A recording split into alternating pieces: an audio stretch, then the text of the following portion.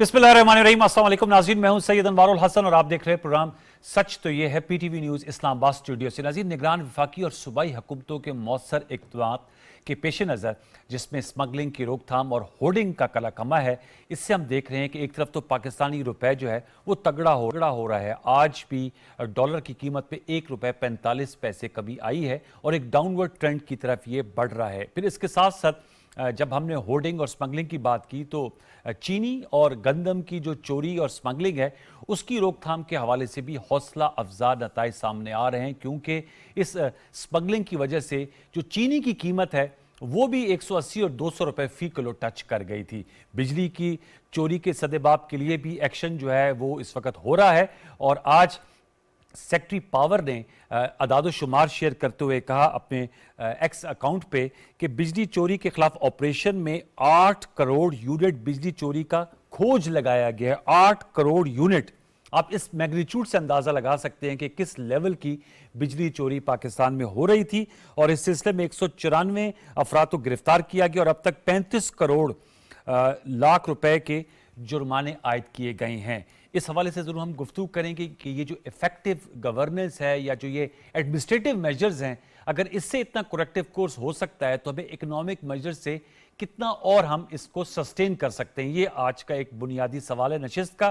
फिर security front पे unfortunate खबर पेशावर से आई और वहां पर वर्सक रोड पर जो सिक्योरिटी व्हीकल थी उसके खिलाफ उसके करीब एक बारूदी धमाका हुआ जिससे एक एहलकार शहीद हुआ। इन्ना लिल्लाहि व इन्ना इलैहि राजिऊन। और 7 से 9 के करीब जो एहलकार हैं वो ज़ख्मी हुए हैं। ये जो अमन के नुक्से अमन के वाक़यात हैं इनमें इजाफा हम देख रहे हैं ओवर द वीकेंड भी। और 6 सितंबर को जब हम प्रोग्राम कर रहे थे तो उस वक्त भी अनफॉर्चुनेट वाक़यात पाक अफगान सरहद पर हुए, चित्राल पे हुआ, हमने उस वक्त आप साथ रिपोर्ट की। इस पर भी हम ज़रूर गुफ्तगू करेंगे कि इसका सदेबाप या इस अफरीद का मुकाबला कैसे किया जा सकता है। फिर एशिया कप जो राउंड ऑफ 4 है वो जारी है। पाकिस्तान की जान आपने मुझे मौका दिया। देखिए, पहली बात तो ये है कि ये मैं चीजों को अलग अलग करके बयान करता हूँ। पहले एक्सचेंज कंपनी का मसला है, दूसरा पावर थेफ्ट का मसला है, तीसरा स्मगलिंग का मसला है। और मैं इब्तिदाइया में करंट गवर्नमेंट को और पाकिस्तान के चीफ ऑफ आर्मी स्टाफ साहब को मुबारकबाद देता हूँ कि उन्होंने इस मैटर को सीरियसली लिया। और अगर आप मुझे फॉलो करते रहे हैं तो मैं बड़े अरसे से ये कहता रहा हूँ कि हमारे मुल्क में जो माशी बदहाली है उसमें तकरीबन 50% तो माशी अशारियों का और माशी चीज़ों का असर होता है, मगर 50% हमारी बैड गवर्नेंस या हमारे जो अपने इंतजामात हैं और जो चीज़ें हैं जिसमें हम गलत लोगों को रास्ता देते हैं वो इन बुराइयों को जन्म देती है। अब आ जाते हैं एक्सचेंज के ऊपर करंट ₹1 का। देखिए, बात यह है अनवार हुसैन साहब कि मैं पिछले तकरीबन 20 साल से ये कह रहा हूँ कि एक्सचेंज कंपनी को या तो आप बंद करें या इनको मॉनिटर करें। मॉनिटर का मतलब ये है कि ये हमने बहुत छोटे पैमाने पर बेशुमार एक्सचेंज कंपनियों को पाकिस्तान में डॉलर की खरीद और फरोख्त के लिए इजाज़त दे दी है जो तमाम गलत कामों में इन्वॉल्व हैं। अगर आपको ये सुन के हैरानी होगी कि बलूचिस्तान में बहुत बड़ी तादाद में एक्सचेंज कंपनियां काम कर रही हैं। फ्रंटियर पेशावर में पूरे बाजार हैं जहाँ ह्यूज अमाउंट में एक्सचेंज कंपनियां काम कर रही हैं जो कि तमाम सही नहीं है। और ये बहुत बड़ा जरिया है इलीगल डॉलर की ट्रेड का, ये जरिया है हवाले हुंडी का। और इनको क्रैक डाउन करेंगे तो पाकिस्तान का जो स्पेकुलेटिव इंक्रीज है, जो कि गलत इंक्रीज है डॉलर का, वो आएगा। मैं बिल्कुल आपके सामने आज इस टीवी पे मैं प्रिडिक्ट करता हूं या मैं बताता हूं कि अगर ये जो सिलसिला जारी रहा तो इंशाल्लाह ताला आप ये देखेंगे कि 10 से 15 दिन तक डॉलर की कीमत 250 से 275 के दरमियान में आ जाएगी। सिर्फ इन करेक्टिव मेजर से शबर साहब, सिर्फ इन एडमिनिस्ट्रेटिव मेजर से।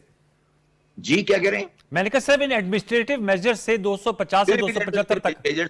और अगर आपने इनको जरा सा भी लूज एंड नहीं देना है। सिमिलरली इसके साथ साथ स्मगलिंग को भी हाथ डालना है, क्योंकि स्मगलिंग के लिए ही डॉलर की रिक्वायरमेंट आती है। जो रिक्वायरमेंट आती है डॉलर की वो स्मगलिंग के लिए आती है। तो आपने स्मगलिंग और डॉलर को अगर साथ साथ चलाना है तो ये आपका इंशाल्लाह ताला 250 से 275 के दरमियान में डॉलर आके स्टेबल होगा इंशाल्लाह ताला। इंशाल्लाह।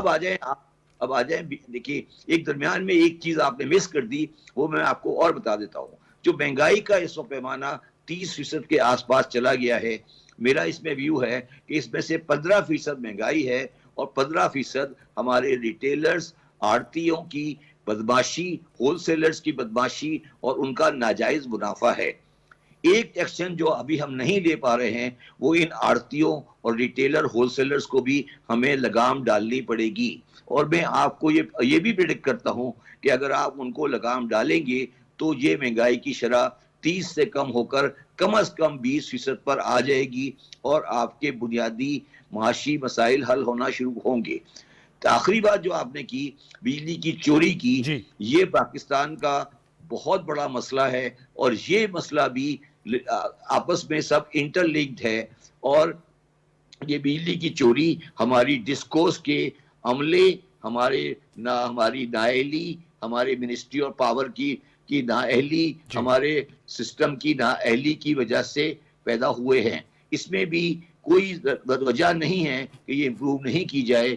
और जो हमारे लॉसेस हैं, मैं आज ही देख रहा था कराची इलेक्ट्रिक के लॉसेस 31% से कम होकर 15% पर आ गए हैं। ये क्या वजह है कि हमारे डिस्कोर्स के लॉसेस वो कम नहीं हो रहे हैं। तो ये चौथी चीज है जो एक्शन लिया जाए। तो अनवर साहब, मैं मुख्तसरन ये कहना चाहता हूं कि अगर हमें एडमिनिस्ट्रेशन सही मिल गई तो लोग बहुत सारी वो बातें करना छोड़ देंगे जो आज कर रहे हैं और पाकिस्तान एक माशी तरक्की की तरफ चलना शुरू हो जाएगा।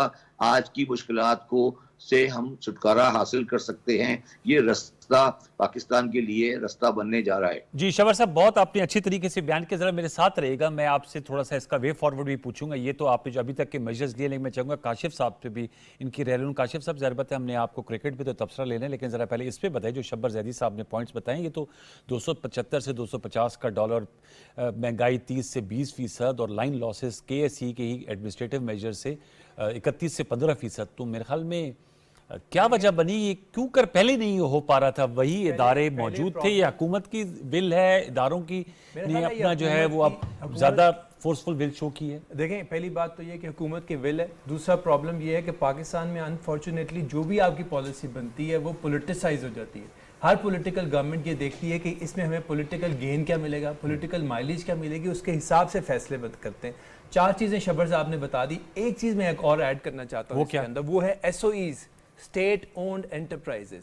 उसमें शबर साहब मुझे सेकंड करेंगे कि ट्रिलियंस ऑफ रुपीस पाकिस्तान 1300 अरब गालिबन सालाना जाता है। जी, सालाना जाता है। अगर आप उनको प्राइवेटाइज करें और फौरी तौर पे प्राइवेटाइज करें तो फिर आप देखिए किस तरीके से इसका फायदा होता है पाकिस्तान को, क्योंकि वहां से ब्लीडिंग हो रही है पाकिस्तान के। एक फॉरेन जो ज़खायर है हमारे सारे ज़ाया हो रहे हैं। पाकिस्तान की इकोनॉमी तकरीबन 350 साढ़े 300 बिलियन $US की इकोनॉमी है। कोई बहुत बड़ी इकोनॉमी नहीं है। इस इकोनॉमी को हम फौरी तौर पर ठीक कर सकते हैं। डायरेक्शन सीधे होनी चाहिए, राइट डायरेक्शन। दूसरी इंपॉर्टेंट चीज़ ये कि आपने स्टेक होल्डर्स को इन कॉन्फिडेंस लेना है। पॉलिसी आप बना रहे हैं स्टेक होल्डर्स के लिए, बिजनेस कम्युनिटी के लिए, लेकिन अलूफ रख के पॉलिसी बनाते हैं। आप उनको इन्वॉल्व नहीं करते अपनी पॉलिसी बनाने के अंदर। मैं छोटी सी एक एग्जांपल देता हूँ। आप वीट की बात करते हैं, गंदम की बात करते हैं। इस दफ़ा हमारे पास बम्पर क्रॉप हुई। पंजाब गवर्नमेंट ने टारगेट रखा कि 4 मिलियन टन जो है वो हम अपने पास प्रोक्योरमेंट करेंगे, और साथ ही उन्होंने ये पॉलिसी ऐड कर दी कि गंदम जो है फ्लावर मिल्स नहीं खरीद सकते। अब main stakeholder flour mills हैं जिनकी रॉ मटेरियल है, जिनको उस वक्त सस्ती गंदम मिल सकती थी, जो कि सरकार ने रेट रखा हुआ था 3900 रुपया और 4000 रुपया सिंध में रखा हुआ था रेट। लेकिन आपने फ्लावर मिल्स को गंदम नहीं खरीदने दी। आपने हमें कॉन्फिडेंस में नहीं लिया, फ्लावर मिल्स को गंदम नहीं खरीदी। वो सारी गंदम स्टॉक कर ली मिडल मैन ने, जिस आड़ती की ये बात कर रहे हैं, उन्होंने वो स्टॉक कर ली। और आज वही गंदम 3900 की गंदम फ्लावर मिल्स को 4600, 4700 और 4800 तक मिल रही है। आप ये देखें कि अगर उस वक्त सरकार ने फ्लावर मिल्स को इजाज़त दे दी होती, और हमारा पंजाब में टारगेट होता है तकरीबन 1.5 से 1.25 मिलियन या 2 मिलियन तक हम प्रोक्योर करते हैं। उससे ये होता है कि कुशन मिलता है इंडस्ट्री का जाके गवर्नमेंट को उतनी कम प्रोक्योर करनी पड़ती है। अगर गवर्नमेंट कम प्रोक्योर करेगी इसका मतलब है कि आपका पैसा कम इन्वॉल्व हो रहा है Yes. और वो सब्सिडी जो आपने देनी वो सब्सिडी कम इन्वॉल्व हो रही है, तो ये सारा साइकिल जो है वो खराब हुआ है। इसका मतलब है कि इसमें प्रॉब्लम में सरकार का हाथ था जिसकी वजह से मामलात यहाँ तक पहुंचे। जी और दूसरी बात यह है कि आपके पास सपोर्ट प्रोग्राम, मुख्तलिफ किस्म के सपोर्ट प्रोग्राम बने हुए हैं। बेनजीर इनकम सपोर्ट सबसे बड़ा प्रोग्राम है। उसके अंदर आपने इनलिस्ट किया हुआ है उन लोगों को जो पॉवर्टी लाइन से नीचे हैं। इसका मतलब है वो डाटा आपके पास मौजूद है। आपने जब सब्सिडी देनी होती है तो फिर आप टारगेटेड सब्सिडी दें। आप सिर्फ उन लोगों को सब्सिडी दें जो उस चीज़ को डिजर्व करते हैं। फॉर एग्जाम्पल, जब आप आटे की और गंदम की सब्सिडी देते हैं तो आप अक्रॉस द बोर्ड 3900 रुपए की गंदम खरीदी हुई और आप कहते हैं जी हम 1765 रुपए की गंदम जो है वो बांटेंगे लोगों के अंदर। रमजान में आप कहते हैं हमने फ्री गंदम देनी है, और लेकिन अक्रॉस द बोर्ड हर बंदा ले सकता है। आप भी ले सकते हैं, मैं भी ले सकता हूं, गरीब आदमी भी ले सकते हैं। तो हम क्यों सब्सिडी को टारगेटेड सब्सिडी नहीं करते जब हमारे पास इतना एफिशिएंट प्रोग्राम मौजूद है? तो उससे क्या होगा कि वो भी पैसा आपका जाया होने से बच जाएगा। Very important point. Shaukat Paracha साहब क्या कहेंगे सर, ये करेक्टिव मेजर्स इन्होंने बताई, शब्बर साहब भी बता रहे हैं, बहुत से हल तो टेबल पे मौजूद है। आपने बड़ा इंटरेस्टिंग फिगर दिया, 800 करोड़ यूनिट चोरी हो रही थी। ये राशिद लंगड़ियाल साहब ने सुने एक्स पे भेजा है। वही हेस्को के चीफ, वही पेस्को के चीफ, वही मैप्को के चीफ, वही आईएसको के चीफ अगर आज ये डेटा दे रहे हैं तो ये पहले सोए हुए थे क्या? That's a $1 million question. देखिए ना, आज भी तो खुद ही डेटा दे रहे हैं, खुद ही डेटा दे रहे हैं। मतलब है कि आपने या मैंने या ये अगर इन्वेस्टिगेशन एजेंसी वाले हों, आप जर्नलिस्ट हो, मैं जर्नलिस्ट हूँ, हमने तो जाके एक्सप्लोर नहीं किया ना। 800 करोड़ यूनिट किसने निकाल के दिए हैं? उन्होंने ही निकाल के दिए हैं, लेकिन बैठे हैं अपनी जगहों पे। आज भी, कल भी बैठे थे, आज भी बैठे हैं अपनी जगहों पे। आज सच बोल रहे हैं या कल सच बोल रहे थे जब वो कह रहे थे कि कोई चोरी नहीं होती, फर्ज किया। देखिए ना, ये हम एक ऐसे सिस्टम में घिरे हुए हैं जिस सिस्टम में थोड़ा सा एक्शन होता है। एक्सचेंज कंपनीज की बड़ी अच्छी बात की शब्बर जैदी साहब ने कि इन पे हाथ डालना चाहिए। मैं अब आपको क्या बताऊं, एक इधर मीटिंग हुई है और उनको कहा गया कि खबरदार, मैं आगे कोई बात नहीं करूंगा। अच्छा, हाँ ठीक है। और सब सीधे हो गए। देखें, army chief general Asim Munir Syed गए थे खानेवाल, ग्रीन पाकिस्तान का कोई इनिशिएटिव का फंक्शन था। एग्रीकल्चर का उन्होंने कहा था कि हम पाकिस्तान की इकानमी को ठीक करेंगे, हम पाकिस्तान को खड़ा करेंगे अपने पांव पे। ये वो पॉलिसी है बेसिकली चल रही है।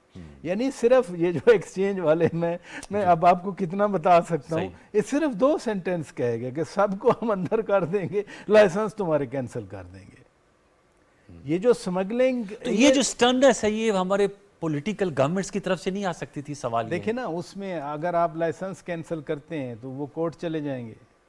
जो सिस्टम में विद इन सिस्टम जैसे स्टेक होल्डर्स की इन्होंने बात की, ये सारे स्टेक होल्डर हैं ना। अब सवाल ये पैदा होता है, क्या सबकी जिम्मेदारी है मुल्क बचाना या एक इदारे की या एक किसी ऑफिस की है? सबकी है ना। ये मैंने आपको एग्जांपल दी। आज तो 800 करोड़ यूनिट का कह के तारीफ करवा रहे हैं, एफआईए छापे मार रही है। पहले किधर थी एफआईए? यानी आज जो स्मगलिंग को आप ढूंढ रहे हैं जाकर, पहले आप कहाँ थे? आपका किसी ने रास्ता रोका था, आपका किसी ने हाथ रोका था। लेकिन स्टेक होल्डर्स को जब आप आइसोलेशन में नहीं हो सकता, इनकी बात दुरुस्त है, स्टेक होल्डर्स को साथ लेके चलना है। गंदम की ये बड़ी अच्छी इन्होंने एग्जांपल दी गंदम की। किसान से तो 39 रुपए भी नहीं, 3900 भी नहीं खरीदा जाता। गवर्नमेंट ऑफ पंजाब अपने डीसी असिस्टेंट कमिश्नर के जरिए वो गंदम एक जगह से दूसरी जगह नहीं जाने देते। ये 2 साल पहले की बात कर रहा हूँ जी। वो एसी रोड पे आती थी गंदम, वो पकड़ लेते थे कि नहीं उधर रखो, हमारे स्टोर में रखो। इसके बावजूद जो है वो रेट चला गया ऊपर। वो उस वक्त तो चले बम्पर क्रॉप नहीं थी, हमने $1 बिलियन की उस साल गंदम इंपोर्ट की, डिस्पाइट द फैक्ट कि हम क्लेम करते हैं कि हमारी जो एग्रीकल्चर इकानमी है, हमारी 70% पॉपुलेशन एग्रीकल्चर के साथ। शुगर की जो आप बात कर रहे हैं, मेरे सामने 2018 की बात कर रहा हूँ, ये 55 रुपए किलो थी जी। ये जब मुस्लिम लीग नून की हुकूमत गई 55 रुपए थी। फिर जब ये पहला ही साल था, माशाल्लाह वो रियासत मदीना की हुकूमत आई तो 110 हो गई। फिर कहा गया कि हम ऑडिट करा रहे हैं FIA से, जी, हुआ पूरा एक audit हुआ फिर उसके ऊपर से फॉरेंसिक ऑडिट हुआ, लेकिन प्राइस नीचे नहीं आई। और ये आज एग्रीमेंट हुआ कि जी पंजाब जी वो 140 का है ग़ालिबन। 140 पे अभी नहीं मिल रही इधर चीनी, अल्लाह करे ये हो जाए। एक पंजाब हुकूमत ने नोटिफिकेशन जारी किया है अपने असिस्टेंट कमिश्नर साहिबान के ज़रिए कि पंजाब में छोटा गोश्त 1100 रुपये किलो मिलेगा। मैं एक खास एक डिस्ट्रिक्ट की बात कर रहा हूँ और मैंने कहा सारा खरीद लो। सही कह रहे हैं। देखे ना, ये कुछ तो दिखाने की कार्रवाइयाँ हो रही हैं। जैसे ये है ना, लाइन लॉसेस सही फरमा रहे हैं शब्बर ज़ैदी साहब कि अगर कराची जैसे शहर 31 से में 15% कराची जैसे शहर में जहाँ पता नहीं कुंडा कैसे का कहा जाता है कि जी कैसे कुंडा बहुत कैसे है। वो तारे, अगर हाँ। वहाँ लाइन लॉस कम हो, मैं कुंडे की बात नहीं कर रहा, मैं लाइन लॉसेस की बात कर रहा हूँ कि जो बिजली वैसे ही लाइनों की वजह से हो अब, जाती है, खराब चली जाती ट्रांसमिशन है। सिस्टम की वजह ये से। 42% बिजली चोरी होती है हमारे मुल्क में। ये जो कुंडे हैं पहले नहीं नजर आते। कुंडा कौन सा आपने USB लगा दिए कि नजर नहीं आया? कुंडा यार पूरी तारों पे खड़ा हुआ है, मेन लाइन पर आपका लाइन मैन जब तक इन्वॉल्व नहीं होता कुंडे से कौन बिजली निकाल सकता? बहुत इंपॉर्टेंट आपने ये नुकात उठाए। मैं एक छोटा सा वक्फा लूंगा, व्यूअर्स वक्त आएंगे तो गुफ्तगू को आगे बढ़ाएंगे। जो एशिया में सुपर 4 के मुकाबला है उस पर भी जरूर राय लेंगे। एक छोटा सा वक्फा, दौरा लौट के आते हैं, हमारे साथ रहिए।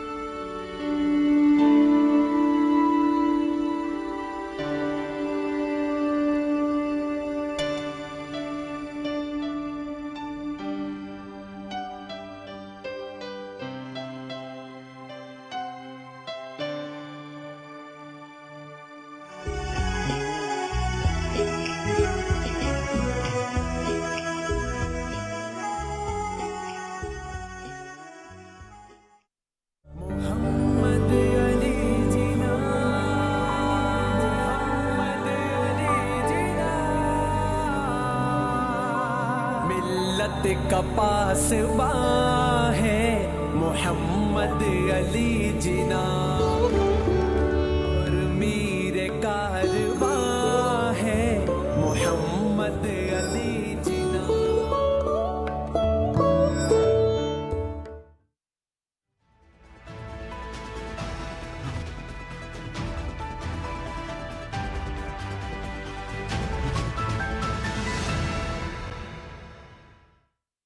Welcome back viewers. हम गुफ्तगू कर रहे हैं मुल्क की मईशत के हवाले से, मुल्क की गवर्नेंस, किस तरह सिस्टम को बेहतर बनाया जा सकता है और पाकिस्तान के अंदर डिलीवर करने की पूरी सलाहियत है, वसाइल हैं। मेरे ख्याल में विल जो है वो बड़ी इंपॉर्टेंट है, जिसका अब अमली हमें मुजाहरा भी नज़र आ रहा है। इस पर हम गुफ्तगू करेंगे। साथ में चूँकि पाक भारत टाकरा है और पाकिस्तानियों की बहुत ज़्यादा तवज्जो का मरकज़ भी बना हुआ था, और एशिया कप जो है उसका ये राउंड ऑफ 4 है, तो इस हवाले से गुफ्तगू करेंगे कि क्या वजह बनी कि पाकिस्तान का जो चेज़ है वो पाकिस्तान ऐसे चेज़ ना कर सका। हमारी फेम्ड बैटिंग लाइनअप है। यासिर हमीद साहब ने हमें ज्वाइन किया, खुद माशाल्लाह पाकिस्तान के ज़बरदस्त बैट्समैन रहे हैं टेक्निक के एतबार से, और ज़बरदस्त पाकिस्तान की टेस्ट और वनडे इंटरनेशनल पे नुमाइंदगी की है। यासिर अस्सलाम वालेकुम।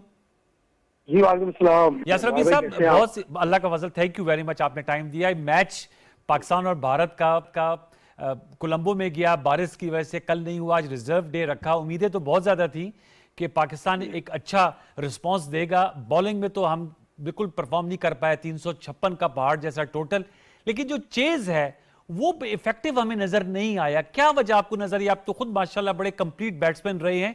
वेयर वी फॉल्टेड वहां पर विराट कोहली और KL राहुल और बाकी उन्होंने तो सेंचुरी हमारी, कल भी रोहित शर्मा और उनके जो ओपनर है शुभमन गिल, उन्होंने 100 की पार्टनरशिप दी। जी जी बिल्कुल। तो यासिर साहब, क्या वजह बनी कि पाकिस्तान ऐसा नहीं बैटिंग में स्किल दिखा सका? जी देखिए वहाँ पे इसकी सबसे बड़ी वजह तो ये मैं समझता हूँ कि थोड़ा सा हम ट्रिक मिस कर गए। जो कंप्रोमाइज वेन्यू है ये बिल्कुल क्रिकेट के लिए अच्छा नहीं है। अब आप देखें पाकिस्तान इंडिया का मैच है, आधा ग्राउंड खाली है, ठीक है जी। एक तो ये आप देख लें, और टॉस पता नहीं, अब मुझे याद भी नहीं कब हुआ था, कल हुआ था, परसों हुआ था, कल हुआ था। अच्छा कल हुआ था, ठीक है जी। कल जो टॉस हुआ है उसके बाद थोड़ी सी हमने ट्रिक मिस की है। हमें पहले करनी चाहिए थी बैटिंग, यस, ठीक है। उसकी सबसे बड़ी लेकिन उसके कुछ बॉल सीधे भी रहते हैं। शाहीन का अंदर आता है बॉल, विकेट टेकिंग उसका बॉल है आगे, लेकिन थोड़ा सा वो उसको सोचना चाहिए था जब आगे से वो प्रीएम्प्ट कर रहे थे कि आगे करेगा, तो पहले से चल के आगे आ जाते थे, तो वो अपनी लेंथ क्रिएट करते थे, जिस तरह शुभमन गिल है या राहुल है और ये रोहित शर्मा, उन्होंने लेंथ क्रिएट की है, ठीक है। तो जब जैसे उसने स्लो किया तो विकेट ले ली। मेरे ख्याल से ये कुछ चीजें हैं, कुछ पॉइंट्स हैं, और हारिस रऊफ की भी इंजरी हुई है, तो आई होप कि वो ज्यादा कोई लंबी ना हो, क्योंकि वो उसकी वजह से ही हमारे बॉलिंग में एक थ्रेट बना हुआ है। आपने जो स्पिनर का है यासिर, आप समझते हैं कि हम इफ्तिखार की बॉलिंग और शादाब चल नहीं पा रहे, वी लैक अ स्पिनर, और आगे एशिया कप का फाइनल है, इंशाल्लाह पाकिस्तान प्रोग्रेस करेगा, इंडिया से फिर टाकरा होगा, we will have a fair chance to do better, फिर वर्ल्ड कप भी है, तो do we need a good quality spinner? Absolutely we need a good quality spinner, और ये बहुत जरूरी है। अगर हम इतने बड़े इवेंट में, वर्ल्ड कप में, इंडिया में हमें एक नहीं 2 क्वालिटी स्पिनर्स की जरूरत है जी। उस वक्त हमारे पास एक भी नहीं है, ठीक है। और जो शादाब खान है, नो डाउट वो अच्छे यूटिलिटी क्रिकेटर है, अच्छे बैटर हैं, अच्छे फील्डर है, लेकिन इनके मेन जॉब है वो बॉलिंग है, यस, उसमें लैग कर रहे हैं। मैं आपको एक और मजे की बात बताऊं, अगर उसको हम ड्रॉप करते हैं, ठीक है, मतलब पाकिस्तान अगर शादाब को नहीं खिलाता, तो एक चीज जो है वो नीचे लोअर मिडिल ऑर्डर में हमारी बैटिंग वीक हो जाएगी, क्योंकि हम टारगेट चेज कर रहे हैं, 270 कर रहे हैं या 280 अगर चेज कर रहे हैं, तो उधर हमें 40 बॉलों पे 60 करना पड़ेगा। तो शादाब का हमें ये फायदा जो वहां पे कर लेता है, लेकिन अगर हम शादाब को नहीं खिलाते तो फिर हमें नवाज को खिलाना पड़ेगा। शादाब की जगह तो हमें उसामा खेलेगा, लेकिन नवाज को हमें फिर एक ऑलराउंडर के तौर पे फास्ट बॉलर की जगह ऐड करना पड़ेगा, ताकि वो जो उसकी कमी है वो पूरी कर सके। ठीक, तो ये कुछ टैक्टिकल चीजें हैं, कुछ मेरे ख्याल से जो स्ट्रेटेजीज हैं बननी चाहिए, बन रही होंगी डेफिनेटली। और इंडिया जैसी कंट्री में जहाँ पे सारा क्राउड उनका होगा, आई होप कि इंशाल्लाह हम अच्छा करेंगे और अच्छा परफॉर्म करेंगे। लेकिन ये चैलेंजेस हैं, ये होंगे, इनका हमें पहले की तैयारी करके जानी पड़ेगी। यस, बिल्कुल आपने सही कहा, तैयारी करके जानी पड़ेगी। आपका बहुत शुक्रिया यासिर हमीद साहब कि आपने अपने एक्सपर्ट कमेंट्स हमारे साथ शेयर। जी मालूम है काशिफ साहब आपके पास में आता हूँ, लेकिन मैं शब्बर जैदी साहब से राय ले लूँ, फिर ज़ाहिर बात है आपका जो क्रिकेट एनालिसिस है वो आपका चेहरा बता रहा था कि you want to speak on this issue. Shabbar Zaidi sahab, sir cricket का तो आपको भी थोड़ा बहुत शगफ ज़रूर होगा, और पाकिस्तान इंडिया का अगर मैच हो, अपना भी कमेंट कीजिए कि आपकी क्या तवक्को है पाकिस्तान क्रिकेट टीम से। अब ज़ाहिर बात है बाबर आजम 11 को वी फुली सपोर्ट है, बाज़ दफ़ा बैड डे भी हो जाता है, इट्स अ बैड डे कि हमारी ना बैटिंग चली ना बॉलिंग चल पा रही ना चली, क्या कहेंगे उस हवाले से? और दूसरा सर, ये जो शौकत पराचा साहब का नुक्ता है कि ये चीज़ें तो पहले भी पता थी, तो उस वक्त क्यों कर ये नहीं एक्शन ले लिए जाते? चूंकि आप एक एक्सपर्ट होने के साथ साथ FBR को भी आपने हेड किया है, तो सर वजह क्या है? हमारी जो इदारों के अंदर कैपेसिटी है, विल नहीं होती है, स्किल सेट ही ऐसा है जिनसे ज्यादा हम तवक्को रखते हैं? देखिए, इसमें 2 चीजें वजह होती है अनवार साहब। एक तो पहली बात है कि जो हमारी ब्यूरोक्रेसी है वो इतनी ज्यादा पॉलिटिसाइज हो चुकी है कि उसकी जब अपॉइंटमेंट्स होती हैं वो होती हैं सियासी पोजीशन देखते हुए। और ये मैं बिजली के बारे में आपको बिल्कुल साफ बता देता हूं, हमारे दोस्त बैठे हुए हैं चैम्बर वाले, ये बिजली की चोरी के अंदर तमाम ताजिर और कारोबारी हजरात और बहुत सारे लोग शामिल हैं, इसमें कोई सेकंड व्यू नहीं है। ठीक है, अच्छा, और ये सारा वोट बैंक है मुख्तलिफ सियासी पार्टियों का।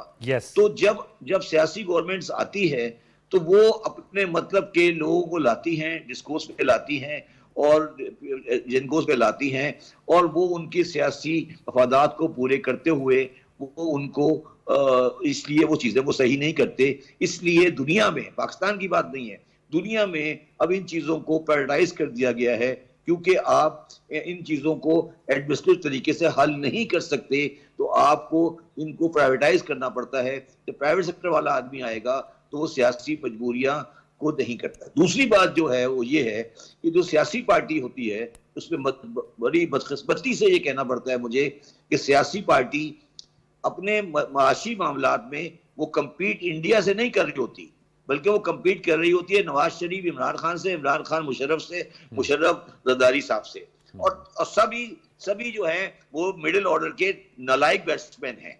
तो जब आपका कंपटीशन ही ऐसे बंदे के साथ किया है जो ऑलरेडी 10-12 रन के ऊपर आउट हो चुका है, तो फिर आपकी डेवलपमेंट कैसे होगी? मसला ये है कि आप पाकिस्तान की तारीख देख लें 20 साल की, जितने भी आपको रेफरेंसेस मिलेंगे मईशत के बारे में, जितनी तकरीरें उठा लें असेंबली की, वो ये होगा कि हमने ये किया और पिछली गवर्नमेंट ने ये किया। कभी किसी ने ये नहीं बताया कि हमारी जीडीपी ग्रोथ क्या है, इंडिया की क्या है, हमारा लाइन लॉसेस क्या है, इंडिया के लाइन लॉसेस क्या है, जर्मनी के क्या है, बांग्लादेश के क्या है, वियतनाम के क्या है।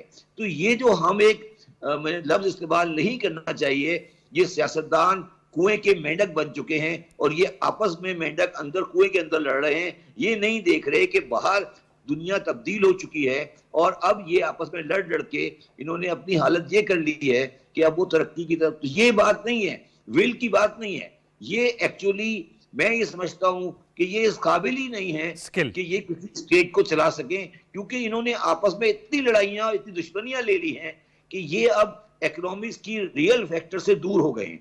आप मुझे पूरे 20 साल में एक तकरीर दिखा दें किसी सियासतदान की जिसने कभी किसी मैटर पर बांग्लादेश से, इंडिया से या किसी और तरक्की याफ्ता मुल्क से कोई चीज कंपेयर की हो।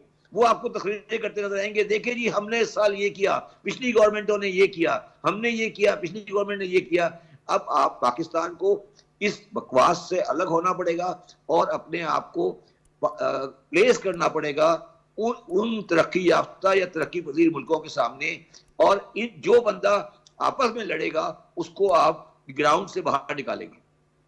बहुत अहम नुकात आप है कि विल की नहीं स्किल की कमी है। काशिफ आप इस पे भी कुछ कहिएगा और आप क्रिकेट पे भी कुछ कहना चाहते हैं, फिर मैंने ब्रेक पे जाना है। बिल्कुल बड़ी जामे बात कर दी जी सर मेरे साथ रहेगा जी। जैदी साहब ने बड़ी जामे बात कर दी। इसमें प्रॉब्लम ये है कि जो भी गवर्नमेंट आती है पॉलिसी में कंसिस्टेंसी नहीं होती। आपकी मैक्रो इकोनॉमिक पॉलिसी जो है जब तक वो कंसिस्टेंट नहीं बनेगी, आप जो है एक प्राइवेट सेक्टर या एक इंडस्ट्री उस हिसाब से पॉलिसी नहीं बना सकती।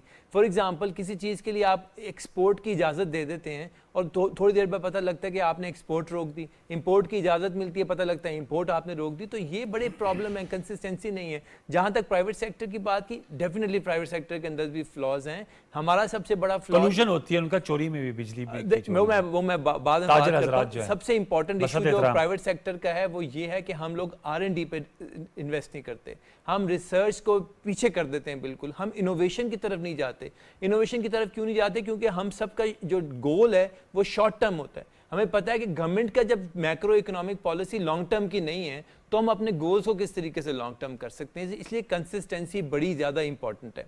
जहाँ तक इन्होंने बात की चोरी की, चोरी वो लोग करते हैं जो डेवलप्ड, मतलब जो डॉक्यूमेंटेड सेक्टर में नहीं होते, वो लोग 19-20 करते होंगे, लेकिन जो प्रॉपर ताजिर है, जिसके पास NTN भी है, जो प्रॉपर बिजनेस करता है, वो ऐसे कामों की तरफ नहीं जाता क्योंकि उसने लॉन्ग टर्म काम करना होता है। वो ऐसे जो हरकत हैं वो लोग नहीं करते। लेकिन जो आपके डॉक्यूमेंटेड सेक्टर नहीं है, जो इल ऑर्गेनाइज सेक्टर है, उसमें ऐसी प्रॉब्लम होती है। लेकिन वो प्रॉब्लम तब होती है जब आप बिजली वालों के साथ मिल जाएं, गैस वालों के साथ मिल जाएं, तो फिर तो आप ऐसी हरकतें करते हैं। जहां तक एक और इंपॉर्टेंट फैक्टर है वो ये है FBR की जितनी पॉलिसीज होती हैं वो फैसिलिटेटिंग पॉलिसीज नहीं होती। अच्छा। वो आपको काम से रोकने की पॉलिसी होती है। वो इंतजार कर रहे होते हैं कि कौन सा सेक्टर चल रहा है जिस पे जाके हम छापे मारें या किस सेक्टर को हम रोकें। आपने एज अ फैसिलिटेटर चलना है, आपने पॉलिसी वो देनी है जिससे स्टेक होल्डर्स तरक्की कर सकें। दुनिया में आप देखें कि हर गवर्नमेंट जो है वो स्टेक होल्डर्स को साथ बिठाती है, उनसे क्वांटिटेटिव टारगेट लेती है। फॉर एग्जांपल आपने अपनी एक्सपोर्ट को 10-15 अरब रुपए बढ़ाना है, कैसे बढ़ाना है, क्या पॉलिसी आपको चाहिए, उसके हिसाब से वो आगे। काशिफ ये अहम नुकता उठाए, मैंने एक ब्रेक ले ली है, ब्रेक के बताऊंगा। तो शबर साहब आपसे आखिरी क्वेश्चन होगा कि FBR के फैशन पॉलिसी क्यों कर नहीं होती, क्योंकि आप FBR में रहे। जानूंगा शौकत पराचा साहब से जो आपने बात की है कि विल की कमी नहीं स्किल की कमी है, उस पर कमेंट लूंगा। एक छोटा सा वक्त और लौट के आते हैं, हमारे साथ रहिए।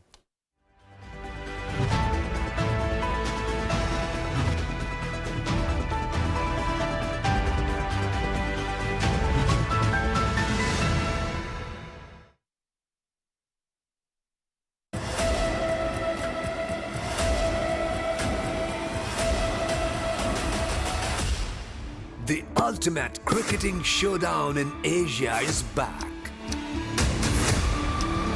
The most anticipated clash of the event is here. The big guns from Asia are here to compete for the glory. This is the Asia Cup, the tournament that will have you on the edge of your seats.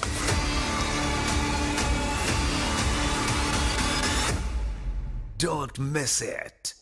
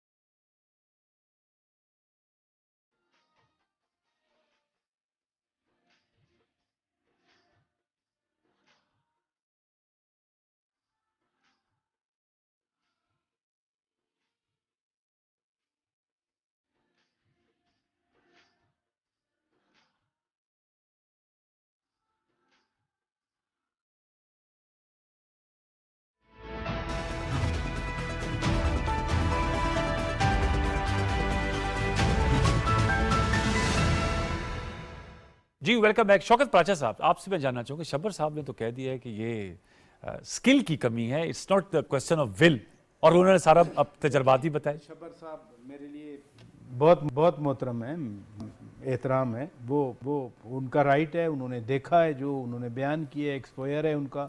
जो मेरे experiences हैं, exposure है, मैं वो बात कर रहा हूँ। मसलन जो मैं बात कर रहा था, शब्बर साहब भी हैरान होंगे, अभी अभी एक मैसेज आया है कि कल टास्क फोर्स जो है वो 2 अहम जगहों पर छापे मारेगी इस्लामाबाद में, जहां bulk gas is being directly used resulting in heavy financial losses to Sui northern gas pipelines. Bulk gas, bulk मतलब ज्यादा मिकदार में जो है वो, यानी आप अंदाजा करें कि इनको पता है कि कहां 2 जगहों पे बल्क गैस चोरी की जा रही है। कल वो छापा मारेंगे, मीडिया को बुलाया है कि हम आपके सामने छापा मारेंगे, यानी आज रात भी चोरी होती रहे, आज रात भी चोरी होती रहे, कल हम छापा मारेंगे। मैं जो पहले आपसे गुजारिश कर रहा था ना कि कार्रवाई के हेस्को, मेस्को, पेपको, आइस्को सबको पता है चोरी कहाँ बिजली हो रही है। जब तक लाइनमैन या उस एरिया का जो भी उनका इंजीनियर है, डीएस है, जो भी है, वो लूप में है, ना हो, वो लूप में ना हो, शेयर ना जा रहा हो, चोरी नहीं हो सकती। एग्जैक्टली। अगर लैंडमैन को कोई कुंडे उतारते हुए रोकेगा तो सरकार कार में मुदाखलत का पर्चा हो जाता है। ठीक, खुद लाइनमैन जाके कह देता है कि 5,000 मुझे दे दें हर महीने का, जितना मर्जी एसी आप घर में चलाएं बैठ के। ये प्रैक्टिकल में बातें आपको कर रहा हूं। ये तो सर एक एस्पेक्ट है उनका। ये भी कहा कि फिर क्रिटिसाइज हो जाती है जमातें। मैं उस बात पे आ रहा हूं ना, विद ड्यू रिस्पेक्ट, इस मुल्क में सिर्फ ये नहीं है कि आपस में लड़ाई की गई है, यहाँ एशियन टाइगर बनने के नारे लगाए गए हैं और एशियन टाइगर्स के लिए मोटरवेज भी बनाए गए हैं। किसी ने कंसीव किए हैं मोटरवे और फिर बने हैं। ये नहीं है कि ऑटोमेटिकली ऊपर से मोटरवे आया और बिछ गया, किसी ने प्लान किया उसको, किसी ने सोचा उसके बारे में। यहाँ पर 10 ईयर्स, 20 ईयर्स, 30 ईयर्स प्लान भी बने। और मैं आज की बात नहीं कर रहा, कोलंबो प्लान भी हमारा 5 साल का प्लान था, वो भी पाकिस्तान का था। अभी जो विजन 2025 बना था वो भी पाकिस्तान का था। प्रॉब्लम ये रह गई 90s में, तो हर 2 साल बाद हुकूमत जा रही थी ना, अल्टीमेटली फिर हुकूमत पक्की चली गई जी। फिर आ गया जनरल परवेज मुशर्रफ का ये जो सर्कुलर डेट है। मुझे याद है जब जनरल परवेज मुशर्रफ साहब सदर पाकिस्तान थे, यही ब्रीफिंग होती थी कि सर्कुलर डेट बढ़ता जा रहा है। अभी 2500 अरब रुपए हो गया। 2500 अरब रुपए। अभी ये जो पीआईए की प्राइवेटाइजेशन है, ये कोई आज का सब्जेक्ट है? ये जब से प्राइवेटाइजेशन, मैं कह रहा हूं ना, हो नहीं पाई कि नहीं हुई ना। आप करें ना कल रेलवे प्राइवेटाइज, पता चल जाएगा आपको, जो आपका शहर बंद हो जाएगा। जो खा रहे हैं बैठ के, यानी कौन खा रहे हैं? जो प्राइवेटाइजेशन के मुखालिफ हैं। शाहिद खाकान अब्बासी साहब बतौर प्राइम मिनिस्टर भी कहते रहे, आज भी वो कहते हैं कि पीआईए का एक ही हाल है कि इसको प्राइवेटाइज करें। ये क्या आपके एक हमसाया मुल्क की एयरलाइन बिकी है 1 रुपए में, सिर्फ 1 रुपए में लॉस कर रही थी। यानी ये अजीब सी बात है कि हर साल आप 500 अरब रुपए डालते हैं एसओईज में। इस साल 500 अरब रुपए दिए, अगले साल 500, अगले साल फिर देंगे, लेकिन जब प्राइवेटाइजेशन की बात हो तो कहते हैं ओ कौमी असासे फेंके जा रहे हैं, बेचे जा रहे हैं। और यानी आप हर बजट साल में हर साल हिस्सा 500 रखते हैं अरब रुपए देते बस रहे। बजट में रखते हैं। आप बजट में देखें ना, आप बजट में रख लेते हैं कि जी इतना नुकसान हमने मैं करना कह है। रहा हूं नहीं, सिर्फ ये नहीं, देना पड़ता है अब पैसा। हल क्या आपके ख्याल में इसका? Privatisation, that's all. लेकिन गवर्नमेंट का काम जो है वो बिजनेस करना नहीं है, गवर्नमेंट का काम जो है वो सिक्योरिटी देना और माहौल को साजगार शबर बनाना जैदी काम साहब, होता ये हमारे जो दोस्त हैं काशिफ साहब, वो कह रहे हैं कि एफबीआर जो है उनका काम भी फैसिलिटेट करना है, मामनत करना है। सर आप भी चेयरमैन रहे, आप आए विद अ गुड इंटेंशन, लेकिन डिलीवर नहीं हो पाया, वजह क्या बनी सर? पराठा साहब भी कह रहे हैं पीआईए की प्राइवेटाइजेशन इदारों के बारे में कहा जाता है लेकिन हो नहीं पाता। काशिफ साहब से सिर्फ ये सवाल पूछ, मेरा सवाल काशिफ साहब से सिर्फ एक सवाल मेरा पूछ लें सर। कि मुझे ये बताते हैं कि राजा बाजार में और निरंकारी बाजार में दुकानें कितनी हैं। फिर मुझसे बात करें कि डॉक्यूमेंटेड सेक्टर क्या होता है। फिर मेरे खत्म को देखें, फिर मेरे से बात करें कि स्टेक होल्डर किसे कहते हैं। फिर आप मुझे बात करें कि मैं नहीं कर सका। देखिए ये बड़ा आसान होता है कि जी मैं नहीं कर सका, फैसिलिटेट करें, स्टेक होल्डर से बात करें। मैं काशिफ साहब से रिक्वेस्ट करता हूं कि चैम्बर के प्रेसिडेंट हैं, आप मुझे बता दें कि राजा बाजार में कितनी दुकानें हैं, निरंकारी बाजार में कितनी दुकानें हैं, उनकी सेल क्या है। अगर ये मुझे बता देंगे तो मैं पाकिस्तान में आइंदा कभी टैक्स की बात नहीं करूंगा। ठीक है, ये बातें करना बड़ा आसान है और ये सारी बातें सिर्फ लोगों को डाइवर्ट करने के लिए की जाती हैं। अभी आपके सामने पराठा साहब बात कर रहे थे प्राइवेटाइजेशन की। सर मैं आपको यकीन से कह सकता हूं कि पाकिस्तान की कोई पॉलिटिकल गवर्नमेंट जब वो पावर में होती है वो प्राइवेटाइजेशन में इंटरेस्टेड नहीं होती, क्योंकि वो एक पॉपुलर रिजीम लेके चल रही होती है, उसे सिर्फ अपनी टर्म खत्म करनी होती है। मैं ये बात कह सकता हूं जनाब काशिफ साहब को कि जो भी टैक्स पेयर है, जो पाकिस्तान का बड़ा टैक्स पेयर है, जिसको मैं अच्छी तरह जानता हूं, मुझे ये अच्छी तरह पता है कि ये चैम्बर, ये फेडरेशंस, ये सारे लोग कितना टैक्स देते हैं, मैं इससे बड़ी अच्छी तरह वाकिफ हूं। तो बेहतर है कि मैं वो गुफ्तगू नहीं करूं। मुझे पता है कि कौन टैक्स दे रहा है और कौन टैक्स नहीं दे रहा। तो ये स्टेक होल्डर्स को जब बात करते हैं, पहले स्टेक होल्डर अपने आप को ओपन करें, बताएं, सिर्फ ये बता दें कि इनकी दुकानें कितनी हैं। ये सर पूछ लेते हैं ना सर, ये तो बता दें। शबर साहब ने तीसरी दफा वही सवाल किया। शबर साहब ने बिल्कुल सही नुक्ता उठाया, लेकिन हमारा कहना का मकसद क्या है? हम बिलोंग करते हैं ऑर्गेनाइज सेक्टर से। हम वो लोग हैं जो एनटीएन रजिस्टर्ड हैं, जो सेल्स एक्ट रजिस्टर्ड लोग हैं।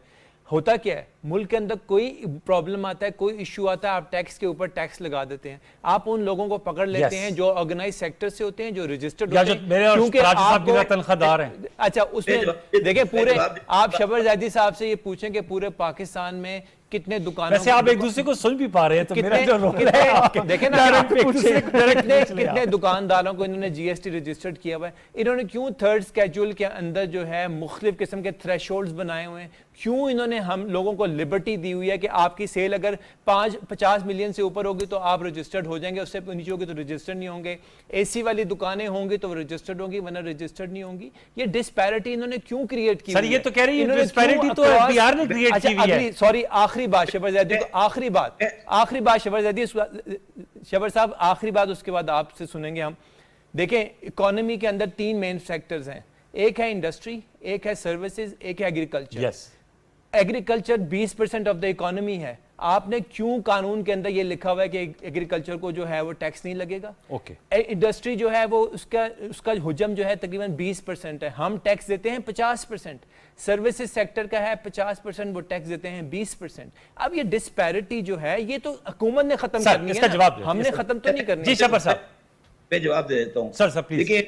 देखिए यार, ये मेरा सब्जेक्ट है तो मुझे फिगर्स की बातें मेरे साथ नहीं करें ना।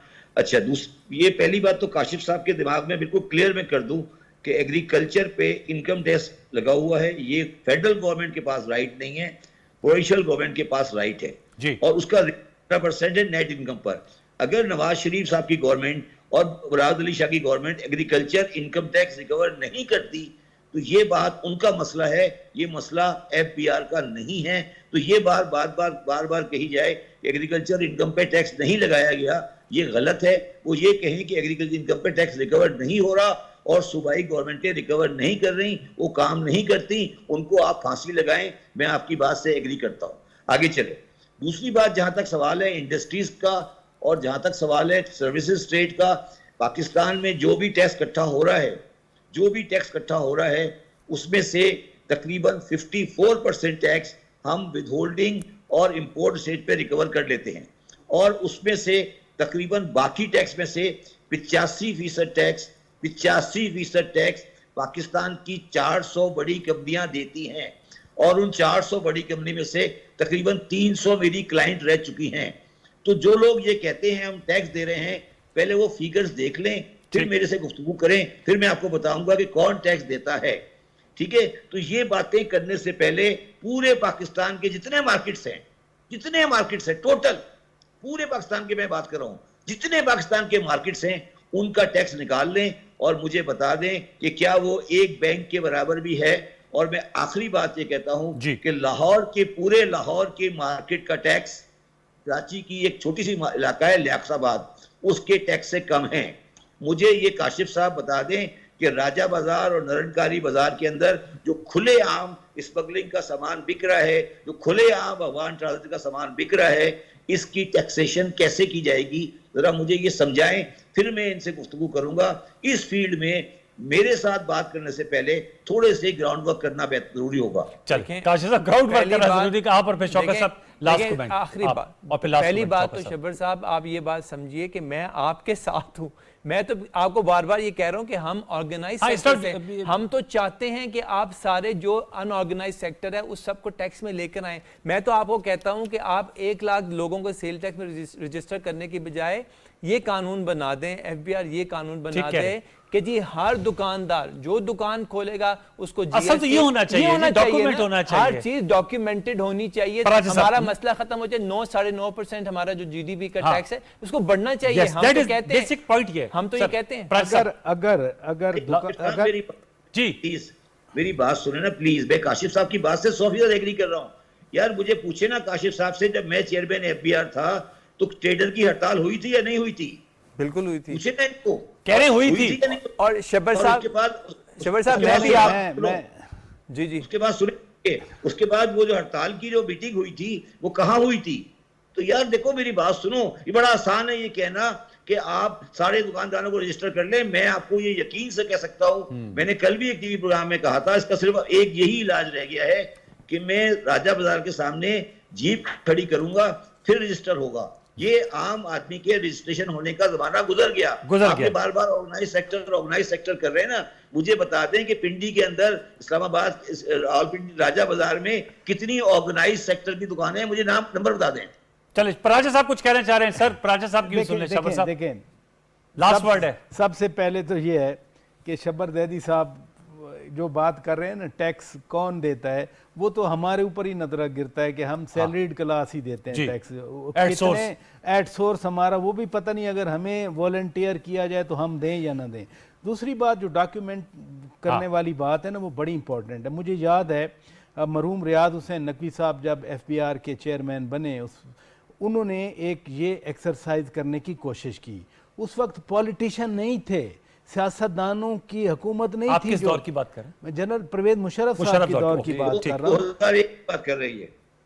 सियासतदान उस वक्त नहीं थे कि हम जिम्मेदारी डालें कि सियासतदान जो है वैलिड पॉइंट है, ठीक है। उस वक्त जनरल परवेज मुशर्रफ साहब की हुकूमत थी, ये ताले लग गए। डॉक्यूमेंटेशन ऑफ ये शॉपकीपर सब ने ताले लगा दिए, हड़ताल कर दी। और हड़ताल करने का ये हुआ कि रियाद हुसैन नकवी साहब मरहूम को वो न कर सके। उन्होंने कि 8-9 बिलियन जो है ना रुपए, मुझे अच्छी तरह याद है, वो तो इकट्ठे किए, लेकिन वो न कर सके काम। अल्टीमेट ये हुआ, काशिफ साहब को भी याद होगा, शब्बर दैदी साहब तो खैर हैं ही एक्सपर्ट, उन्हें भी याद होगा। हुआ क्या, फिर सेल्फ असेसमेंट पे जाना पड़ा। सेल्फ असेसमेंट जब तक शौकत अजीज की भी हुकूमत रह गई, सेल्फ असेसमेंट में जाना पड़ा। हमारी पूरी रियासत नाकाम हुई। जब मैं ये कह रहा हूं कि दुकानदार नहीं देते, ये फिर where is the rate of the state? जब इंडस्ट्रियलिस्ट नहीं देते, where is the rate of the state?